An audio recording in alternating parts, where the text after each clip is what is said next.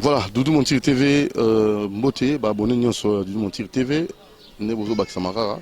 Merci. Mon ron Jambé Alain Kabongo. Tu as mis mettre loup au yazo Salamoi Mouké analyse et surtout na actualité de notre semaine. Donc, nous avons un sujet aux équipes marquant la semaine.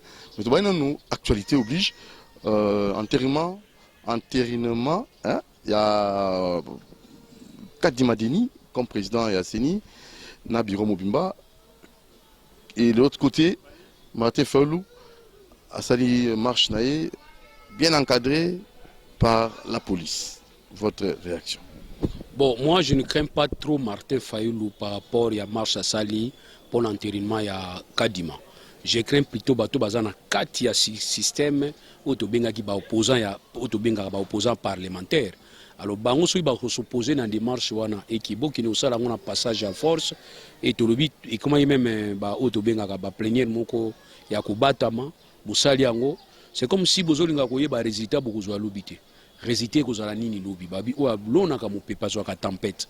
Donc moi j'aurais plus préféré bo qu'il y ait une négociation d'abord ko convaincre bato bazana bino na katikuna bo convaincre bango opposition za quitté opposition yango bureau pe justement yango na lobi ke soki borate ko convaincre bango na kati bato bazali banda ba ozana makasi ya ko ba ko combattre bino mais or so cela on a ninga propre na kati vous bien. Je vous donne seulement un exemple, l'exemple ya Kabila tanga mona il fallait pour imposer bato machine avec na makasi tiens avec na diplomatie. Vous allez remarquer 3-4 jours après avant toute une élection du mois ils faisait jeudi ou bien mercredi à sali makasi na diplomatie à convaincre baninga na bita sala ngine nti pona na bita sala ngine parce que biso tout zo boya machine wana to ko koya na machine biso nyonso to yo voter et bien voilà to voter qui donc pona robaki pona ko lika na ba élection zali kamo bu bato bayoka na rango yali kama bisa ba misclété. Alors comme on va qu'il y a un passage passage à force tant mieux tous les résultats mais qu'est-ce qu'on peut dire à ce niveau-là? Bonne chance à nous pour de ma société. Bonne chance à nous mais tout le bas qui déjà pour la confession religieuse, tout le monde qui n'a pas micro na bino, qu'ils a passé la confession religieuse, sa président a compromis. Ils ont là qui passent. Et le tout monde côté sali 6 côté sali de bayokanité. Oui, parce que le qui est autolanda makambo majorité basa 6. Non, ils peuvent avoir 6 personnes baso comprendre face à des personnes baso comprendre, on ne va pas appliquer la démocratie. Mais biso to appliquer la démocratie na ba niveau nyos. Et au-delà de tout, nous pouvons comprendre que les confessions religieuses basala qui ba partie prenante T selon l'esprit, il y a loi ou est pourtant organisation de fonctionnement CENI. Dans son article 12, loi est claire.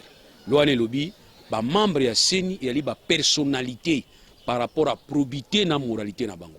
On n'a pas parlé de confession religieuse ou bien ba sali nzambe, non. Ba loba ki ezali par rapport à ba personne ou ba na probité ou ba na moralité. One article 12. Il faut comprendre que nous sommes sous commission de la société civile parce que dans la sous commission de la société civile nani ba confession religieuse nous on se disait il y a un bateau banga nzambe bazana kati il y a un moment toujours qui facilité wana mais vous allez remarquer avec moi première ba organisation d'élection ba confession religieuse il y a des problèmes. Deuxième confession il y a eu des problèmes et deuxième organisation d'élection il y avait des problèmes. Deuxième ba problème. Troisième pas problème. Pas problème. Entre 2006 et 2011, il y avait des problèmes. 2011-2018, des problèmes. C'est-à-dire, il y a un autre qui est tout évolué, tout ça, évaluation. Tant que monique, confession religieuse, tout confier qui bango pour organiser l'élection, ça crée des problèmes. Qu'est-ce qu'il faudrait faire pour un lobby, pour maquiller les aratés, auto salaki nango. Il y a un monde tout salaki, auto sengi, par une requête, Aircons 1628. Tout saisir ça qui la Cour constitutionnelle, pour sa Cour constitutionnelle, nous avons senti la violation de la loi à partir du moment où nous avons confié dans la confession religieuse, organiser, constituer CENI, aussi longtemps nous sommes dans un état laïque. Et tant que nous avons au lieu de perdre le temps, tous ont un niveau à plénière.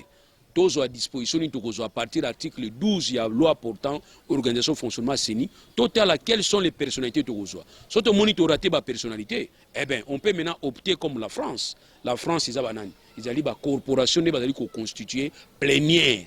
Il y a centrale électorale.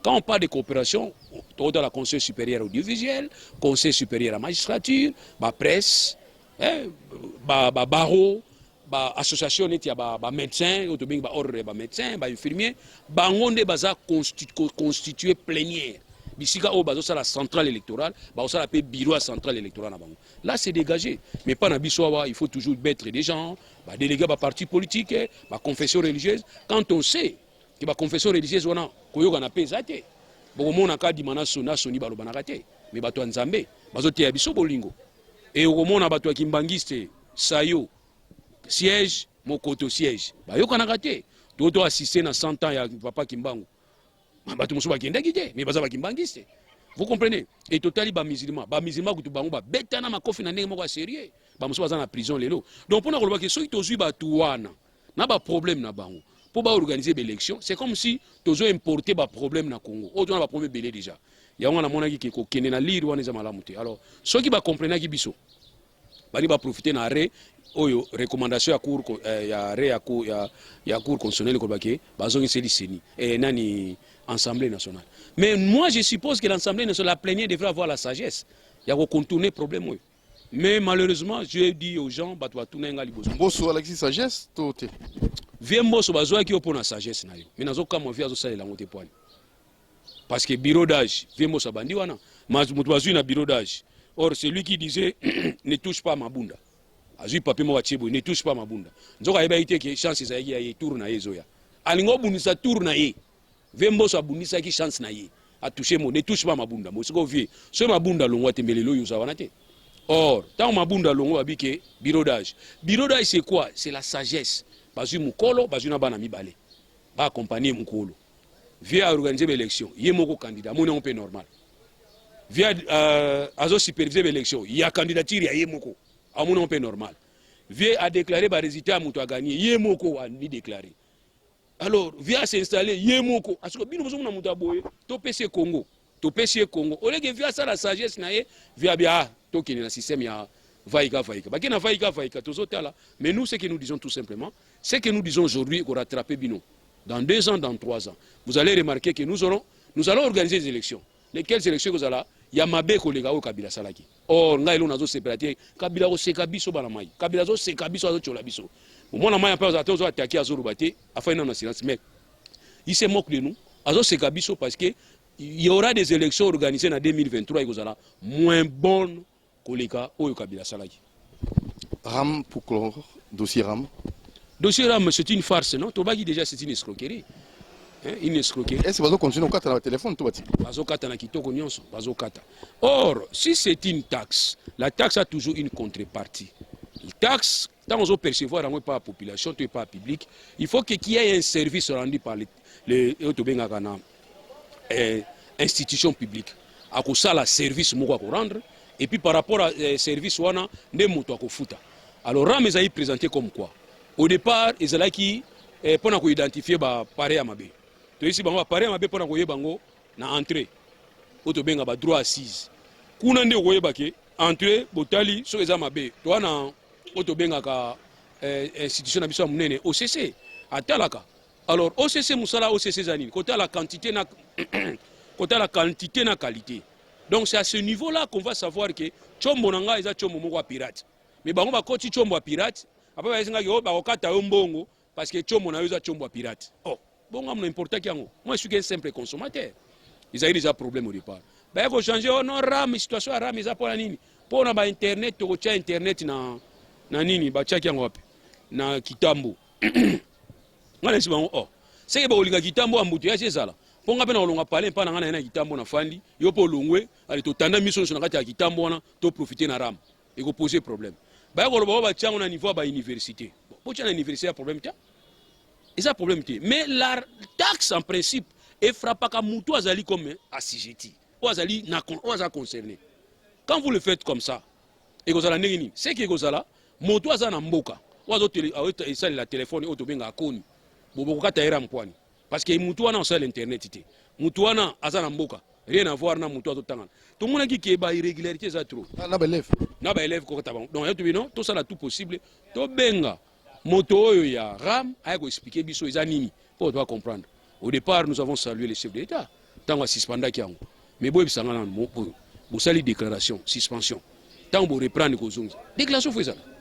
ba suspendant na déclaration ils ont sans déclaration ils ont ga ndenge wana makelele bandi makelele lenga moni musu batinga message oh c'est rechargé to kata nga bia c'est fini bo se boratenga na ocha sauter poni ça ba colère or ba contestation aboye tant bo sali yango avant OK bo sali yango avant peuple azo lela bolongola bolingolongola te après boyo ko sala passage à force ya makambu ya kadima bato ba comprendre binoté et ça vraiment ça erreur parce que les lorsque comme ce qu'on dit peuple azo ba ebino or biso to ba qui le peuple d'abord vous comprenez qu'est-ce qu'il faudrait faire il fallait seulement qu'on landa logique ko bambo comme Ramango se poser sous problème na place ministre qui okendaka ko zongaka biso na niveau gouvernement to suspendre ngona comme ça total na ndenge to total ba mécanisme et les gananenga propre mais bango non e kozala to tini bandeko to na bango bino so ba nini na ba o baza otumbuka makasi kala lelo ba komi na pouvoir ba komi o ba futa ba taxe na bino non na boyi ko futa taxe badana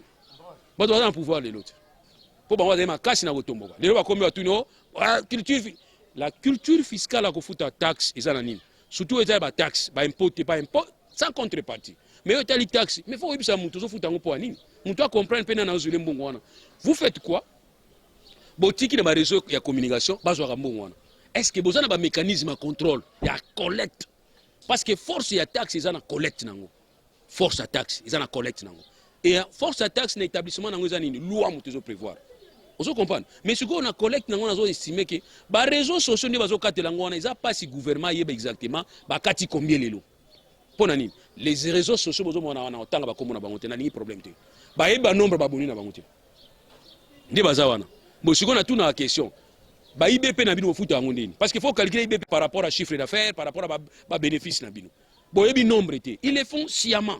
Ba na fasi o ba nombre ba boni na bango mais ba linga osa on te poani ba tiaka bulu poani et permettre ce contrôle et ba contrôler bango et boye ba nombre exact aujourd'hui ra mon ande bazo zo bango muta o ba ngoka bango moko ça aussi c'est un problème on te lobi ke bo kende na kotala ata eza bien mais bo tala ne bo placer ngo bo tala ne ba mécanisme bo tia vérification na ya contrôle mais pas na biso ezali kaka bulu yeki na ba master o to zo sala ba marche na bango kala o to zo ko tomboka ka to zo menacer Kabila.